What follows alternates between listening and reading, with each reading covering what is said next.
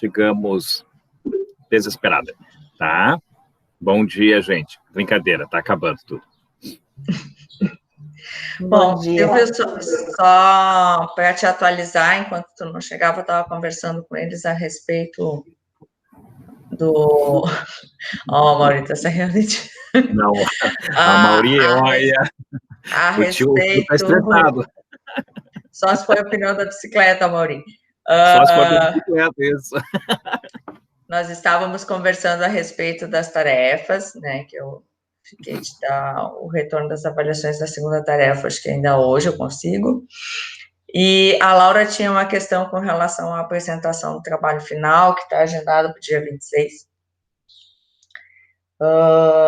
Se precisava de um PowerPoint. Eu disse que nós íamos conversar, mas a princípio eu acho que apresentar diretamente o artigo vai ser mais produtivo, mais eficiente nesse momento, né, pelo nossa disciplina ter essa característica mais enxuta que as demais, né, porque a professora Ana Lúcia vai deixar de ser colaboradora da UFSPA no dia 31 de janeiro, então no dia 1º de fevereiro já tem que assumir as disciplinas na Federal de Santa Catarina, então nós 31, não temos muito tempo para nada. Não, dia 31 acaba o pós-doc, colaboradora, tu vai até o final. É verdade, tá. Até 2070 tu tá colaborando. Eu viro abóbora depois do dia 31.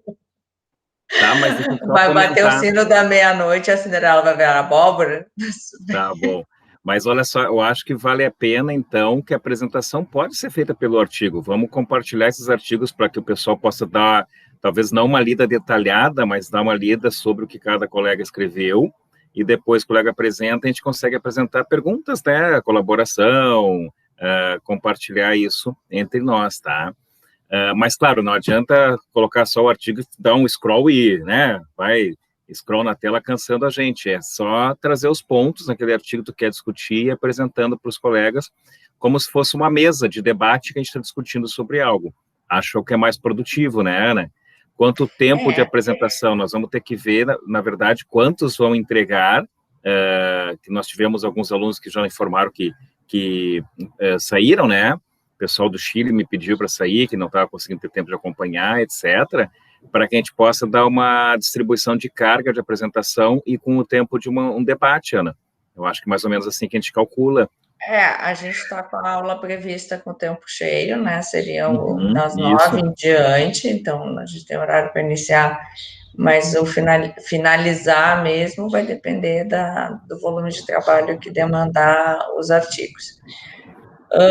Eu acho que a gente, na verdade, hoje pode ver exatamente quantos grupos nós temos trabalhando e quantos vão entregar semana que vem, para a gente estimar e tentar, pelo menos, organizar essa apresentação. Então, como é que, para não ficar só o scroll up, para vocês não se sentirem perdidos, talvez, quais as ênfases que vocês têm que dar, né, para apresentar o que vocês produziram, nós tentarmos colaborar. Aí, se eu fui na fala inicial, antes de tu chegar, que se algum deles tiver interesse depois em pegar esse trabalho e desenvolver, trabalhar um pouco mais em cima e desenvolver alguma coisa para a gente publicar, né?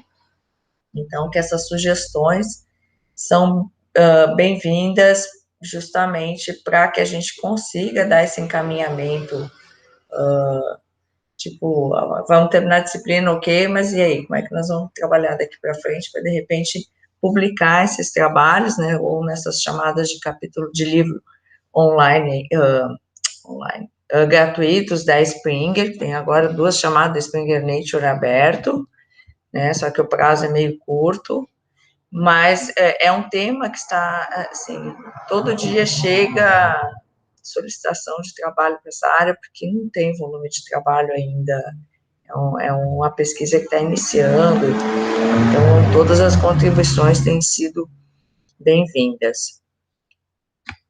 Silvio, tu está sem microfone.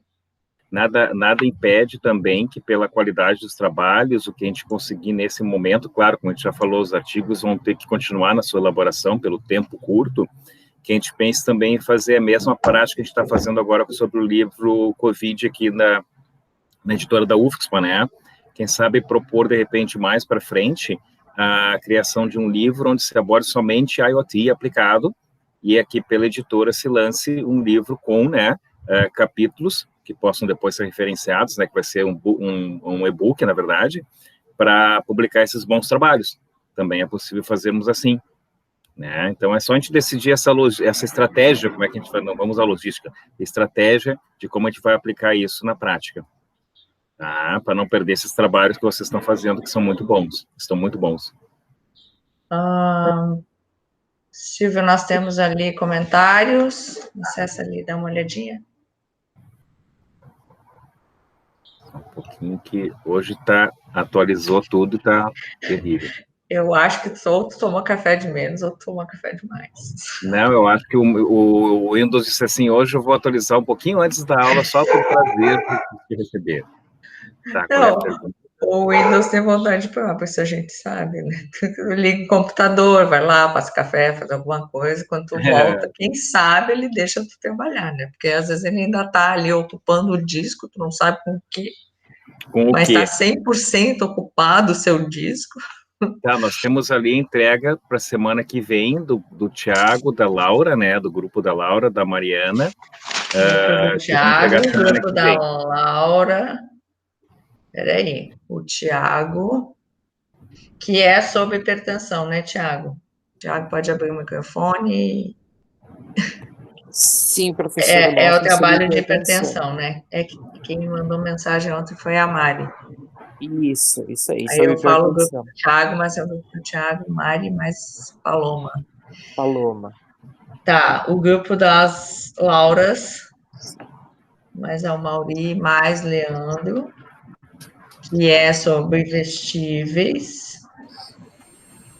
Isso, sensores vestíveis, protocolos de comunicação. Tem mais um, Mariana, Roberta, Fernanda e Natália. A Paloma perguntou qual o tempo de apresentação. E, Paloma, nós estamos dependendo para organizar, na verdade, de quantos trabalhos vão ser. Mas...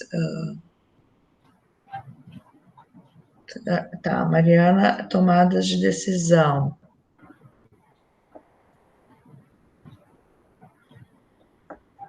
Mais alguém que está presente, que não está naqueles grupos ali? Então, a princípio, são 3. Silvia, tu tem mais conhecimento de alguém que não marcou ali? Eu teria que ir lá no Moodle, né, e ver o que eles tinham proposto. Lembra que a gente fez eles se dividirem, né, e colocarem sobre o que iam trabalhar, mas eu tenho eu estava no grupo, nós temos 3 aqui que se manifestaram, né, vamos ver 3 aqui, eu acho que era 3 ou 4 grupos que nós tínhamos. Vamos ali, formação. Eu tinha em mente 4. Paloma, quem está entrando? A Noara.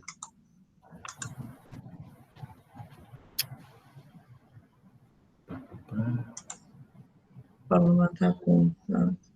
Ela tem 3 mensagens. Oi, Nora, bom dia. Nora, qual o teu grupo de trabalho dos artigos?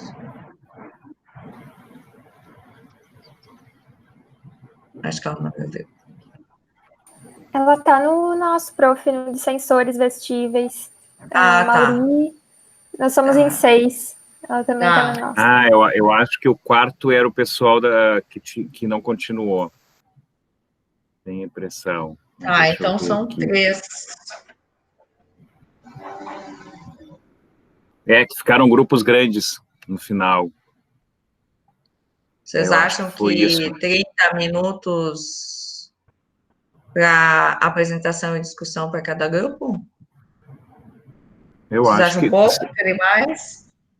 Eu acho assim, eu acho que 30 minutos, eu acho que como nós temos 3, Ana, e nós temos aí das 9 ao meio-dia, né, dá até para deixar 30 minutos para o grupo apresentar esse artigo, discutir bem o que ele apresentar, detalhado o que ele tem, e daí a gente parte para um tempo de perguntas ou contribuições ali durante, né? Então, colocar, não sei o que tu acha, no máximo 40 minutos por grupo, entre 30 de apresentação no máximo, e debate, 10 minutos, 15 minutos de debate. Acho que 15, porque daí fecha 45, até trocar de pessoal se organizar. Eu acho então, que aproximadamente, então, 30 para apresentar e 15 para a gente discutir. Isso, acho que daí fica bem bom. Porque daí a gente ficar com espaço de folga. Mas temos que só conferir mesmo se não tem nenhum perdido que não tenha se manifestado aí no pode ser que tenha um perdido. Mas eu acho que não, acho que é isso mesmo. Eu acho que é, né, porque eu acho que agrupou um pouco ali. O grupo da Laura realmente ele acabou ficando maior. A Thalita está em qual grupo? No dos sensores também. Laura. Eu acho que no final ela se agrupou, tá bom. Tá ali, ó, os grupos ficaram muito grandes, ficaram a Mauri, Laura, Leandro, trabalhou por interesse no área Thalita, então um grupo bem grande. Esse grupo poderia ter se decomposto em 2 para ter, mas no final a gente tranquilo. Agora já foi, agora já estamos no final. Não, vamos decompor o grupo hoje, fazer 2 trabalhos separados. Não, tô brincando. Uma semana antes. Tá faltando café, bota mais café no corpinho aí. Não, mas eu acho que dá um tempo bom para apresentação e discussão, gente. Eu só peço, assim, que todos não deixem só um colega apresentando, né? Que façam, tipo, uma quebra entre os conteúdos, cada um se apropria para apresentar, e daí a gente vai apresentando a discussão, né? E gravamos, claro, essa aula para ficar todo esse material rico, até para o pessoal poder melhorar os artigos finais nesses conteúdos aí, tá? Mas eu acho que vai dar um belo impulso aí de conteúdo, Ana, porque a gente estava pensando dessas publicações aí na sequência. Concordo. Eu acho que eu sei que vocês leram aquele artigo e acharam bem extenso, o da resenha. Noara está avisando que está sem microfone. Tá na hora, nós já nos localizamos, obrigada. Que vocês acharam bem extenso, assim, mas eu lendo as resenhas, eu vi que poucos conseguiram extrair bastante informações sobre a aplicação da inteligência artificial nesse contexto ali que ele aborda. Teve alguns trabalhos que ficaram mais num resumão, assim, do que o autor fala durante aquele artigo, mas eu queria até discutir um pouquinho com vocês essa questão da IA, porque a maioria enxergou a IA nas aplicações, mas no texto ele fala do uso da IA também dentro da infraestrutura. Eu vi que alguns comentaram sobre a questão da latência, e eu queria saber se vocês entenderam do que ele está falando, né, porque recentemente eu e Silvia, a gente escreveu um artigo, um capítulo de livro a respeito das tomadas de decisão médica, e essa questão da latência, ela é extremamente importante no caso de aplicações sensíveis ao tempo, né, que é aquela questão de a gente está botando tecnologia para monitorar as pessoas e tem que lembrar que existe um tempo que esse sistema vai enviar o dado que ele está medindo, que vai percorrer uma rede, né? Então, esse tempo, que é um tempo de desgaste dessa informação para ela chegar, ser processada e chegar na pessoa que toma a decisão com relação ao que vai ser feito, ele tem que ser extremamente cuidadoso em casos de que tem risco dessas pessoas. No caso de uma parada cardíaca ou uma situação mais grave, esse sistema, ele tem que contemplar esse tempo. Eu não posso criar um sistema que não observa essa realidade na sua solução, né? Então, aquela parte ali que vocês quase todos colocaram nas suas resenhas, a questão da latência, é esse ponto, que ainda é uma questão de como é que se resolve. Como que eu resolvo isso? Como eu estimo um tempo?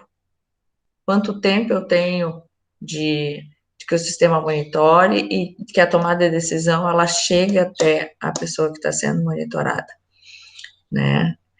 E aí eu queria saber, vocês conseguiram compreender isso? Se alguém quer comentar mais de outras aplicações que viram ali, porque, na verdade, a inteligência artificial, ela pode ser utilizada e deve ser utilizada como um processamento, né, dessas informações, porque vocês pensam, eu vou ter milhares de sensores, e onde que eu vou armazenar esses dados todos? Como que eu vou armazenar esses dados todos? Então, possivelmente, os dados brutos, que são esses dados coletados pelos sensores, eu não vou conseguir armazenar todos os dados das pessoas. Eu vou ter que fazer um pré-processamento nesses dados para armazenar os dados já analisados. Porque a gente, imagina, um sistema de monitoração em tempo real, ele tem que estar constantemente coletando dados. E onde que se guarda tudo isso? Tem que ter muito espaço em nuvem, tem que ter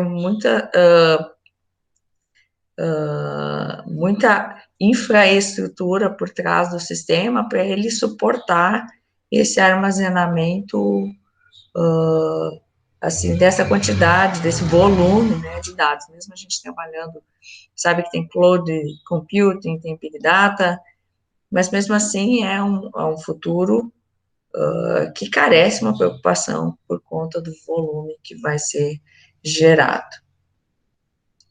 Quem levantou a mão, Mauri? Professora, não, essa questão de filtrar os dados, assim, eu pergunto como ter essa decisão, quanto filtrar, né, porque em IA, quanto mais informação, às vezes, por mais absurdas que elas sejam, não sei, elas vão ser sempre úteis, né, mas eu entendo, ao mesmo tempo, o tempo que vai demorar para processar e enviar a quantidade de dados enorme, né, para um servidor. Então, a pergunta é, entre perder algumas informações que podem eventualmente ser úteis e ganhar tempo, como a gente teria esse processo de decisão, assim? Seria possível ter alguma regra para isso? Ainda não tem, na verdade, né? Tudo está sendo estudado e pesquisado. Mas o que se sabe é aquelas camadas de fog e de edge que têm sido pensadas, não só para a questão da saúde, mas se tu olhar projetos de cidades inteligentes, vai ter estruturas de fog e de edge distribuídas, assim, na infraestrutura antes de chegar na nuvem, justamente para ter um outro ambiente, um outro local mais próximo da onde está sendo feitas as monitorações para poder armazenar tudo isso e poder processar. Porque, por exemplo, o sensor, ele não tem capacidade de processamento nenhum. Ele coleta o dado e ele joga o dado para frente, né? Ele não tem capacidade de monitorar, muito menos de guardar dados. Os sensores, eles são mecanismos extremamente simples. Até porque tu não consegue botar muito processamento num vestível ou num outro dispositivo, porque tu encarece isso. E se tu encarecer, daqui a pouco tu não tem uma solução que tu possa usar em larga escala. Então, são vários fatores, vários parâmetros que tem que considerar, Mauri, e que realmente ainda não está nada solucionado. Então, são áreas que estão totalmente abertas em termos de pesquisa, né? Silvio? Eu levantei a mão. Não, só para comentar. Então, essa mãozinha, assim, Bárbara. Isso, a mãozinha é legal. Só para comentar, eu estava pensando nessa colocação que quando eu trabalho realmente com uma técnica dentro de um sistema inteligente, que eu tenho a necessidade de um treinamento, até a gente estava conversando hoje numa reunião sobre um projeto da FAPEGS, né, Ana? Que realmente eu preciso de montante, eu preciso de quantidade de dados, essa é a questão, esse é um problema que a gente enfrenta, mas quando se fala do filtro, a Ana disse, o sensor ele não tem muita competência, além do que observar o ambiente e capturar, né, Ana? Ele capturar isso e manda o dado. Mas me parece que algumas questões prévias de pré-processamento, Ana, tu me ajuda a pensar se eu estou na linha correta, de um pré-processamento que está coletado para ver se não há nenhum ruído, para ver se não há nenhuma distorção da coleta que foi feita em algum momento antes de jogar para uma base de treino, talvez seja uma solução para isso, né? Algumas regras iniciais modeladas para verificar se tem qualidade no que foi obtido, né? Mas claro que já está dentro de um sistema. Estou pensando nisso no que a gente falou na última aula de inteligência artificial da quarta passada lá, do que é uma cidade inteligente, o que é um ambiente inteligente, o que é um sistema inteligente, né? Então eu creio que nesta grande solução que eu posso estar compondo, talvez aonde recebe esse dado, que não é no sensor, com certeza, antes de levar isso para um treino, antes de levar isso para uma parte mais que vai gerar um conhecimento de aprendizado, poderia se trabalhar com algumas regras de conhecimento ou um metaconhecimento de análise da qualidade e consistência do que foi obtido. Daí eu já estou pensando em outra aplicação, algo que seja um filtro anterior, né? Porque como a Ana também sabe bem, o que eu dou de input para qualquer estrutura de rede, eu vou ter o output utilizando aquilo, né? Então, se há um ruído, se há não vou chamar de erro, chama de inconsistência, ele vai assumir aquela inconsistência como sendo algo correto. O que tu acha, Ana? Pensando nesse sentido. Não colocando no chip isso, claro. É o separado, via sistema. Eu acho, Silvia, assim, ó, em algum determinado momento a gente vai ter sensores mais inteligentes, né, que não simplesmente coletam e jogam para frente.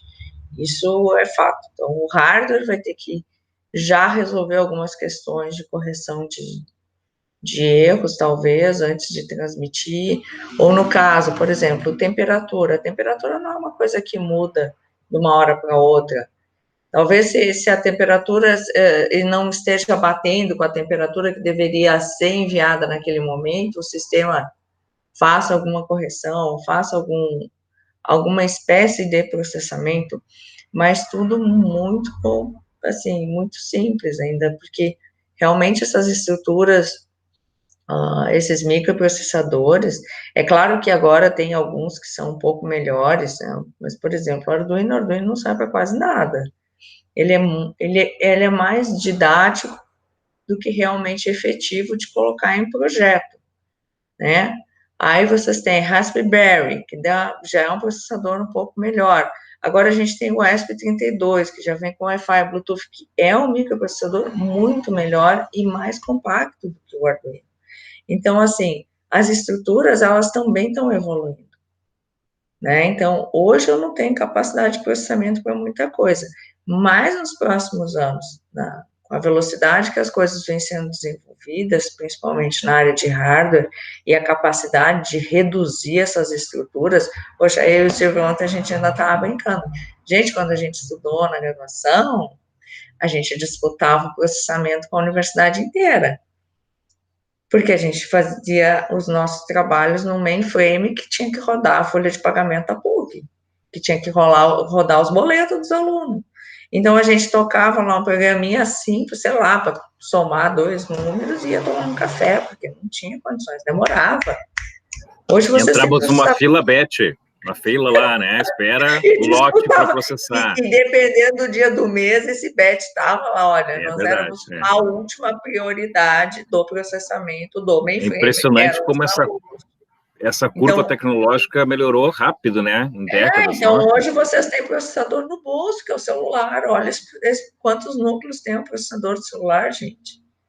Então, assim, em termos de tecnologia, a gente não pode prever muita coisa, assim, não vamos ter, não vai ter condições, porque tudo está mudando, né?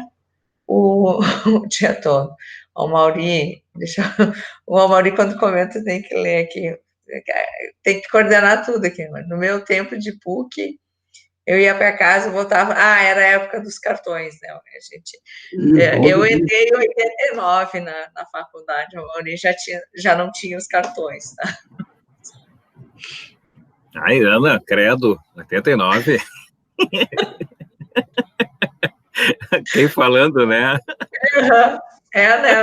Para quem não sabe, né? Eu estou entrando no 50 esse ano, então. /71, lá vamos nós. Meio século de vida. E com toda a saúde e sabedoria, isso que é importante aí. Graças a Deus. Legal. Lúcida não sei, meio louca, mas tudo certo.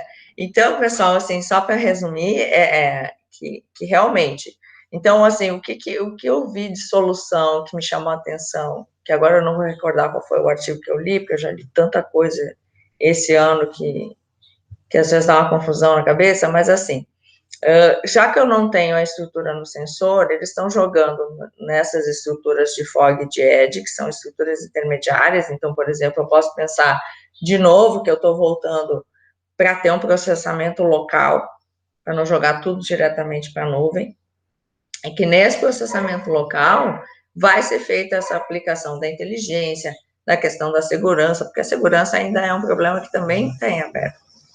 E como é que eu vou botar bilhões de dispositivos em rede, cuidando, operando, fazendo diagnóstico de saúde e auxiliando em diagnóstico de saúde das pessoas, se eu sequer consigo lidar com a privacidade e a segurança dos dados? Então, o que eu vi foi que esses dispositivos, então, seriam uma espécie de roteador edge. Quer dizer, ele está ali, coleta os dados do sensor naquele ambiente, faz um pré-processamento, lida com as questões daquele ambiente e só vai passar para a nuvem, então, a informação já processada, e aí eu posso ter vários desses dentro do ambiente. Silvia, eu convidei o Vinícius para assistir, que hoje a gente tem a palestra do professor Ivens. Seja bem-vindo, Vinícius. Estamos aguardando teu projeto. Que ele já recebe e já cola. Seja bem-vindo. Brincadeira, Vinícius. Daí, Silvio. Tudo bom? Você sentiu que tu é uma pessoa bem quista, né, Vinícius? Nós estamos Sim, aguardando. super. Sempre. Sim, isso é bom. Alguém mais quer comentar a questão da inteligência artificial? Mauri, levantou a mão.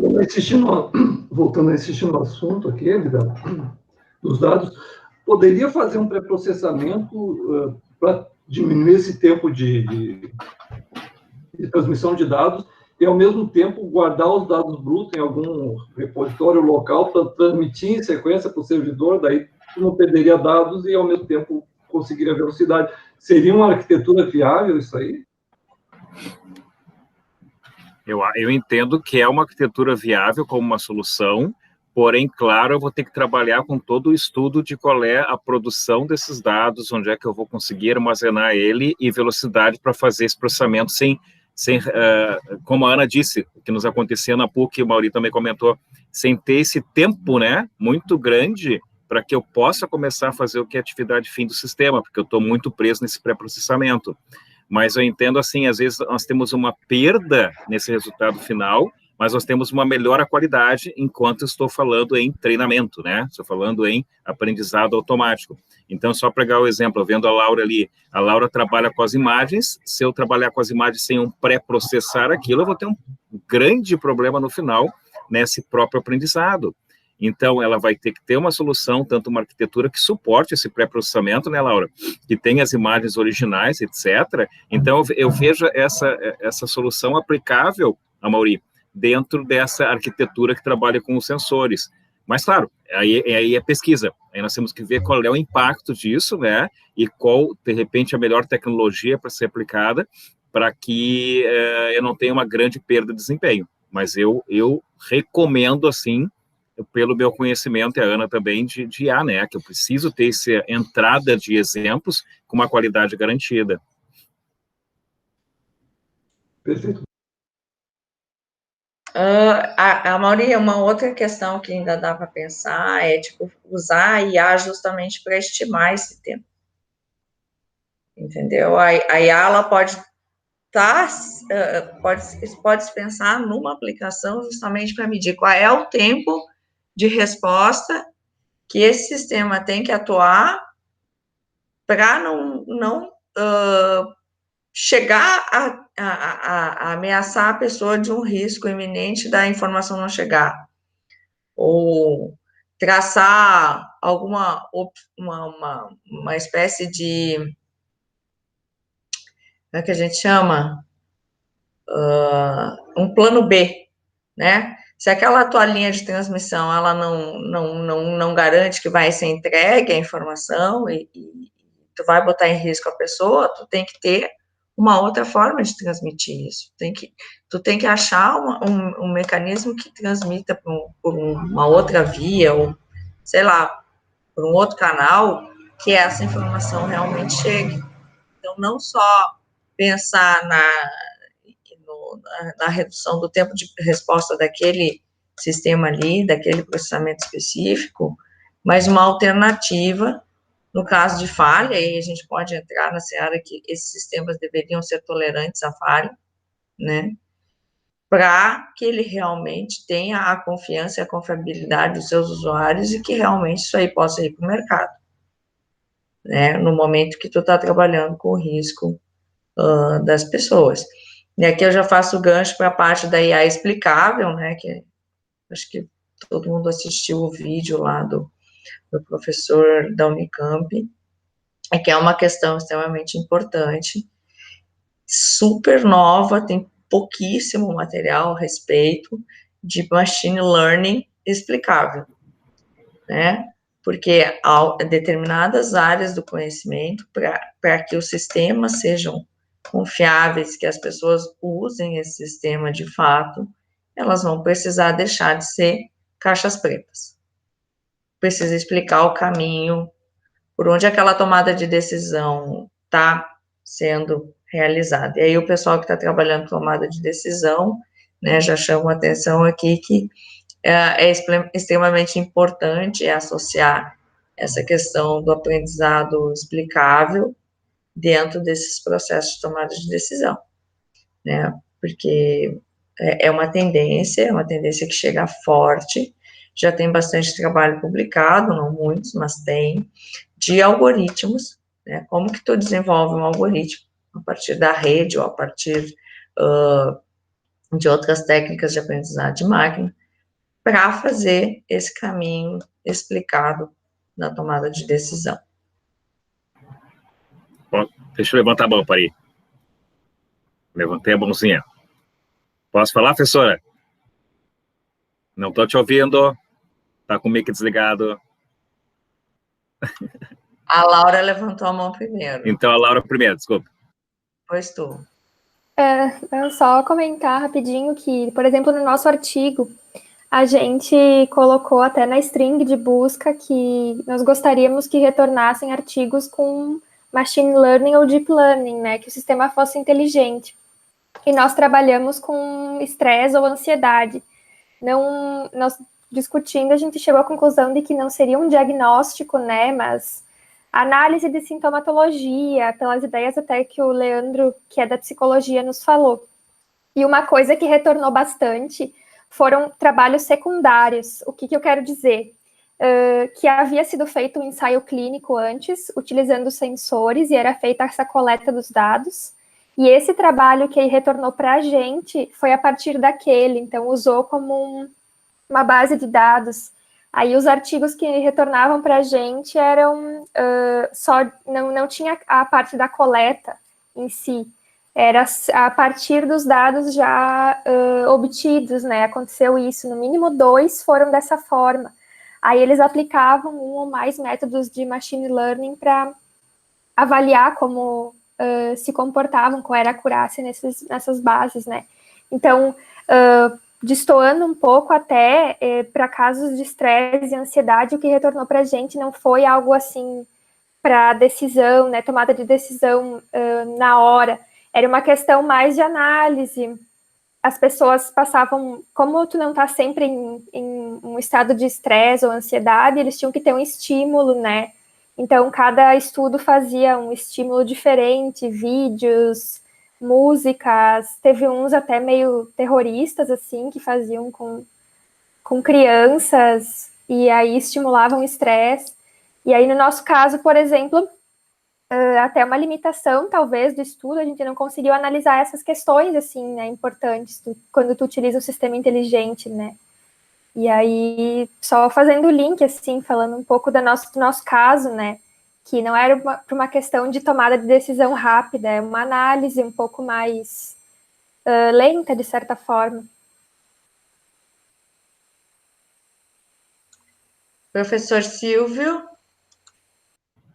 Deixa eu só fazer um comentário aqui, né? Voltando à questão da IA, digamos assim, a origem dela. Quando nós começamos, como se começou a trabalhar com a IA, que não tinha o aprendizado automático como nós conhecemos hoje, claro, por limitação de máquina, de recursos, só por isso, modelos já tínhamos, né? Mas nós trabalhamos muito com a questão de uma IA simbólica, tá? Ou seja, eu trabalhava com modelagem de conhecimento. Eu pegava Ana Lúcia, minha especialista. Ana, eu quero ajudar a decidir, a solucionar tal problema, e eu retirava o conhecimento da Ana e ia estruturando esse conhecimento, modelando esse conhecimento, tá? Então, quando os sistemas eram construídos, eu conseguia explicar como ele chegava a uma conclusão, porque a Ana foi me dando as dicas dela e como ela raciocinava sobre aquilo. Eu construía no sistema e eu conseguia explicar. A questão agora é que quando eu começo a trabalhar com essa IA, que ela está aprendendo, entre aspas, sozinha, que não é tão sozinha também, tá? Tem todo um viés aí de quem desenvolveu tudo isso, né? Ela vai aprender, ela me surpreende. Então, por isso que a gente usa muito, Ana, me corrija se eu estiver equivocado, uma validação do que a gente conhece, consegue desses modelos finais, para ver se ele está atendendo muitas vezes regras de ouro, que se diz, né, da área da saúde lá que eu estou trabalhando. Então, eu tento validar, mas fica um gap de como é que ela está realmente tomando esta decisão, como ela está chegando à conclusão de que a ação mais adequada é a ação A1, não a ação B, não a ação C. Estou pensando assim, né? Então, nós estamos tentando pegar agora o que já existia para um conhecimento simbólico estruturado, trazer agora para uma IA totalmente matemática, conexionista das redes aí, das arquiteturas de rede, e tentar que ela consiga explicar. Isso, para mim, é algo extremamente ainda fuzzy, é meio nebuloso como conseguir fazer com que isso funcione. Então, pessoal, são perguntas de pesquisa importantes, interessantes para o futuro desta área de aplicação da IA. Então, o que eu quero dizer com isso? Se alertem. Aí tem um espaço muito grande, quem tiver outros colegas interessados em mestrado e pesquisa no futuro, de dar uma sequência nesse tipo de ação, tá? É como eu tento dizer sempre, não sei se eu estou certo, pesquisa não é feita de resposta, é de pergunta. Então, surgiu pergunta, é dali que a gente tem que tocar e construir nossas pesquisas. Isso mesmo. A Noara levantou a mão, e eu acho que depois da Noara, não sei se vocês querem fazer um break e tomar café, ir no banheiro, porque 10 horas o professor Ivens disse que já está esperando aqui para entrar e fazer a apresentação dele. Temos a Noara e a Thalita para falar, ok? Noara. Oi, gente. Eu me atrasei um pouquinho na aula porque eu me confundi, achei que era eu sabia que tinha aula e fora, mas eu quero fazer um breve comentário que eu achei muito interessante na aula, que além de se explicar como se chegou no resultado, estou trabalhando, a minha dissertação ela é com imagens, então eu fiquei bem entusiasmada com a aula que ele estava fazendo o diagnóstico utilizando para identificar Alzheimer, né? Além de explicar como ele chegou no resultado, que vem um pouquinho o Silvio até leu ali o meu artigo que eu fiz para uma outra cadeira sobre pré-processamento, casa muito com o que eu estava estudando. De ateliê, né? É isso, é de ateliê, porque para quem está trabalhando com imagem, já é meio que um conceito que você precisa demonstrar quais são as áreas do seu algoritmo onde ele está utilizando, né, para predição, mas além de explicar quais são as áreas que foram influenciadas de cada imagem, o que eu achei mais interessante foi ele falar essa área, o algoritmo está levando em consideração, mas normalmente os médicos não levam em consideração. Será que é o algoritmo que está falhando ou será que nós temos que pesquisar mais porque talvez essa área seja importante para a identificação de doença de Alzheimer? Então, quando você começa a tirar a caixa preta também, você também começa da própria pesquisa dele, identificar áreas que, a medicina tradicional, diria assim, no dia a dia, os médicos, nem os próprios médicos levaram em consideração. Pode ser um erro de algoritmo, ou pode ser uma área que realmente tem influência, né? Então, achei, assim, incrível. É um breve comentário, assim. Muito Bela bom. contribuição. A Thalita, com a palavra. Thalita, ela se inscreveu? Tá vendo. Não estamos te escutando, Thalita.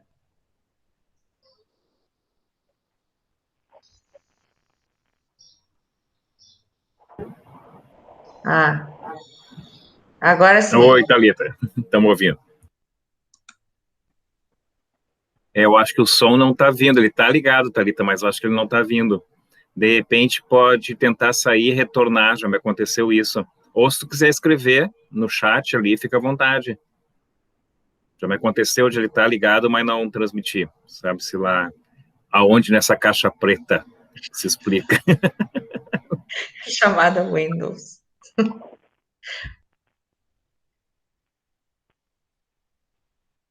Thalita, tu está com o microfone, mas realmente o som não está vindo.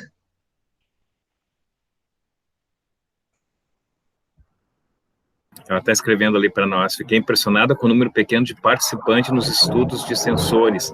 Quer dizer, a amostra que tu encontrou nos artigos, é isso, Thalita? A amostra de quê? A amostra, tá. Uhum.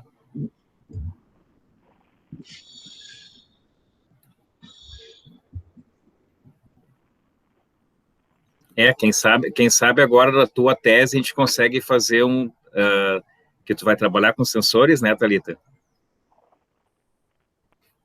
Uhum, sim. É possível que seja custo, né? Lembra que a gente estava falando disso exatamente ontem, né, Ana? Sobre a questão desse principalmente custo, assim, e aí está o Vinícius que pode nos ajudar a compreender essa questão da construção e da coleta dos dados, porque ontem até a gente estava numa reunião do projeto da FAPERGS, e quem não é da área da computação acha que só coloca ali o biomarcador, tá tudo certo, né? Mede o cortisol. Mas já pode medir cortisol pelo usuário. Gente, mas como é que constrói o sensor para isso? Como faz que o sensor fale com outra rede? Coloque esse sensor, além de colocar ele no vestível, colocar ele em rede. Então, tem coisas ainda que estão sendo pesquisadas, mas elas não chegaram no mercado ainda. Então, a gente não tem como incluir no modelo para testar, para fazer teste posteriormente, né? Difícil correlacionar escalas padronizadas em ECR com pequenos grupos de pacientes. Mas eu acredito, Thalita, que sim, essa redução de amostras é por conta do sensor. Vinícius, abre o teu microfone aí, comenta como que você fez para testar o seu sensor, quantas amostras você conseguiu coletar. Lembra que o Vinícius ele desenvolveu o sensor, né? Ele desenvolveu na dissertação, né? Como é que foi a amostra? Bom dia, pessoal, tudo bem? Como os professores já falaram aí, me chamo Vinícius, né? Eu sou aqui da UFSC, eu me formei agora em Engenharia de Computação, e eu desenvolvi para o meu trabalho um dispositivo com interface vestível para aquisição do sinal cardíaco, né?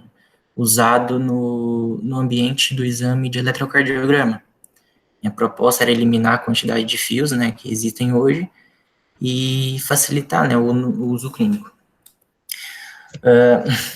Eu desenvolvi, então, desde o zero, né, o dispositivo como um todo, e também construí um colete que capta o sinal cardíaco. Né? A ideia era também assegurar a assertividade da execução do exame.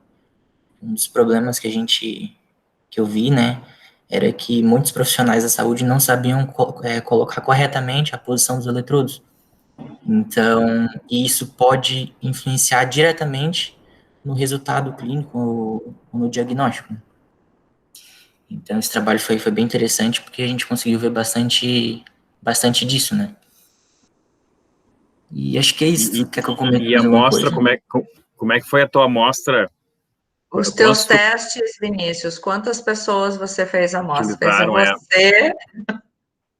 Então, eu fiz em 3 pessoas, justamente por causa da pandemia, né? Foi em mim e em mais 2 amigos. Mas, para todos os testes, o dispositivo respondeu bem, assim, sabe? E não foi só uma vez. Mas aí já deixa um pouco claro por que é um pequeno número de amostras. Porque ele desenvolveu um protótipo. E aí, com esse um protótipo, ele não consegue testar com muitas pessoas. Tá certo que agora tem o agravante da pandemia, mas digamos que se não tivesse em período de pandemia, ele não ia conseguir, sei lá, no máximo seus colegas de aula ele ia conseguir testar, até porque tem que deixar um tempo, não é ali coloca, funcionou, tira da pessoa, não, tem que deixar um tempo ali monitorando para adquirir esse sinal, para ter sinal suficiente para processar e ainda esse sinal, né, dar um sentido e ver que ele realmente está funcionando como ele se propôs, né, que são muitas variáveis. Isso. E tem também toda a questão de preparação, né, do dispositivo para cada indivíduo. Cada pessoa apresenta uma característica diferente de impedância de pele e tudo mais. Isso também acaba influenciando, né, na preparação do experimento como um todo e teste. Né? Olha a nossa palavra onde, Ana? Singularidade. A singularidade do próprio indivíduo. Então, Thalita, eu acredito até que para a tua tese aí, que está encaminhando o projeto, tudo, né? Vai ser um limitante que vai ter que ser discutido. Acho que não vai conseguir um N tão significativo como em ensaios clínicos, né? Agora está vindo teu som. Melhorou? Agora sim. É a região da casa. Com certeza, professora, eu fiquei bem impressionada assim, que nessa correlação entre estudos clínicos que possuem um número mais robusto de pacientes, né, e os estudos para sensores, que para mim é uma novidade, fiquei impressionada com a diferença no tamanho de participantes. Quer dizer, é fácil de entender assim, questão de custos, limitações como o início de protótipos, né? Mas na medicina é difícil assim, utilizar esses dados com tão poucos pacientes, né? Daí, eu acho que aí tu tem um desafio, que é uma coisa, que é algo bom, algo que pode servir depois como o teu trabalho pode mostrar como conduzir esses tipos de pesquisas na área da saúde utilizando sensores, né, apresentando as dificuldades, os desafios, mas com certeza vai trazer críticas daqueles que forem da banca que trabalham com ensaios clínicos, trabalham com amostras significativas, né, e etc. Então, vamos ter que tentar chegar num equilíbrio onde atenda a tua pesquisa e fique claro que há limitações impostas pelo tipo da pesquisa que está se fazendo com o recurso, né. É um desafio legal, interessante. É de se reunir com a Ayrton, dar uma boa conversada com esqueci o nome da professora médica da Santa Casa, puxa vida. A Carla, né? Tá, então discutir um pouquinho disso, acho que vai valer a pena, porque, lembra, tu vai ter que publicar e acho que em revistas clássicas da medicina vai ter esse porém da estatística, né? Como se calcula essas amostras, o que é significativo para ensaio clínico, etc. Mas é um desafio bom porque eu estou colocando um novo tipo de recurso para poder testar, tá? A Laura colocou, nesses casos de amostra tão pequena, qual a validade do resultado? Pois é, Laura, aí que é a nossa discussão, né? Se nós estamos trabalhando com uma visão mais da ciência exata, ou seja, ali o caso do Vinícius na engenharia, eu estou testando, na verdade, o funcionamento do protótipo, que é um só, que foi concebido, etc. Agora, se eu fizer a qualidade disto em questão clínica, saúde, aí entra outra discussão. Nós vamos ter que tentar verificar onde tem o equilíbrio disso. Mas, com certeza, nós não vamos conseguir... A Thalita está tentando conseguir uma... Como é que eu chamei? Não era doação, Thalita, é uma... Puxa, esqueci o termo que eu tinha dito. Que a empresa não é doação. Comodato. Isso, que as empresas topem fazer um comodato. Então, que elas façam a doação desses materiais, desses braceletes, o que seja, né? quer dizer, já tem competência industrial para produzir isso, estão vendendo, e ela pode usar numa escala um pouco maior, um N maior, com esses pacientes, e depois nos artigos, na divulgação, falar da qualidade, né, dos resultados obtidos com esse tipo de material que está sendo colocado à disposição, mas a empresa tem que topar. A outra solução é só conseguir dinheiro via um edital, partir para uma produção e aí utilizar. Mas aí tem que ter o edital, desenvolver a estrutura, é complexo. Silvio, eu vou te interromper porque o nosso convidado está esperando. Tá, por favor. Ele tem compromisso às 11. E aí, pois é, então a gente não vai nem ter tempo, acho que, de fazer intervalo, tá? Tá bom. Vou convidar ele para entrar. Mas é que assim, eu vou parar a gravação agora e começo já a outra, porque senão fica um vídeo muito longo, pessoal, tá? É isso que eu ia te falar. Perfeito, Ana. Melhor mesmo. Peraí. Aqui.